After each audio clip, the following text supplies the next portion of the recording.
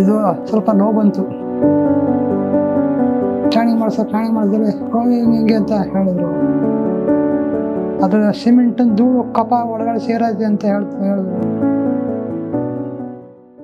ನಮಸ್ತೆ, ಕೆ.ಟಿ. ಕೃಷ್ಣೇಗೌಡ. ನಾವು ಪ್ರಿಯಾಪಟ್ಟಣ ತಾಲೂಕು ಕೆಲ್ಲೂರು ಗ್ರಾಮ. ನಮಗೆ 10ನೇ ತಿಂಗಳಿಗೆ ಗೊತ್ತಾಯ್ತು. ಇದು ಸ್ವಲ್ಪ ನೋವು ಬಂತು. ಅವಾಗ ಹುಷಾರಿದ್ದಪ್ಪ ಅಂದ್ಬಿಟ್ಟು ಹಾಸ್ಪಿಟ್ಲ್ ಕರ್ಕೊಂಡ್ಬಂದ್ರು. ಹಾಸ್ಪಿಟ್ಲಾಗ ಹಿಂಗೆ ಅಂತ ಹೇಳಿದ್ರು. ಕಮ್ಮಿ ಆಗ್ಲಿಲ್ಲ, ಸ್ವಲ್ಪ ಜಾಸ್ತಿ ಆಯ್ತು. ಸ್ಕ್ಯಾನಿಂಗ್ ಮಾಡಿದ್ರೆ ಹಿಂಗೆ ಅಂತ ಹೇಳಿದ್ರು. ಆವಾಗ ಇಲ್ಲಿ ಬಂದಿದ್ವಿ, ಇಲ್ಲ ಕೊಡ್ಸಿಲ್ಲ ಬೇರೆ 2 ಇತ್ತು. ಆದ್ರೆ ಅದು ಕುಡಿಯೋದ್ ಬಿಟ್ಟು ಆದ್ರೆ 20 ವರ್ಷ ಮೇಲೆ 25 ವರ್ಷ ಆಯ್ತು. ಬೀಡಿ ಬಿಟ್ಟು 10 ವರ್ಷ 8 ವರ್ಷ ಆಯ್ತು. ಬೀಡಿ ಸಿಗರೇಟ್ ಏನಿಲ್ಲ, ಇನ್ನು ಟೀ ಊಟ ಅಷ್ಟು ಬಿಟ್ರೆ ಏನಿಲ್ಲ. ಅಂದು ಏನು ಅದು ಗಾರಿ ಕೆಲಸ ಮಾಡ್ತಾ ಇದ್ನಲ್ಲ, ಅದು ಸಿಮೆಂಟ್ ಧೂಳು ಕಪ ಒಳಗಡೆ ಸೇರೈತೆ ಅಂತ ಹೇಳಿದ್ರು. ಅದು ನಮ್ಗೆ ಗೊತ್ತಾಗ್ಲಿಲ್ಲ. ಊಟ ತಿಂಡಿ ಮಾಡ್ತೀನಿ, ಮಾತಾಡಕ್ಕಾಗಲ್ಲ. ನೋವು ಇದು ಬಹಳ ಆಯ್ತಾ, ಬಾಧನೆ ಆಯ್ತಾ. ಅದು ಓಡಾಡ್ತೀನಿ, ಸ್ವಲ್ಪ ಜಾಸ್ತಿ ತಿರುಗಾಡಕ್ಕಾಗಲ್ಲ. ನಿಧಾನ ಹೋಗ್ಬೇಕು, ನಿಧಾನ ಬರ್ಬೇಕು. ಯಾರು ಹೇಳಿದ್ರು ಹಿಂಗೆ ಅಂತ.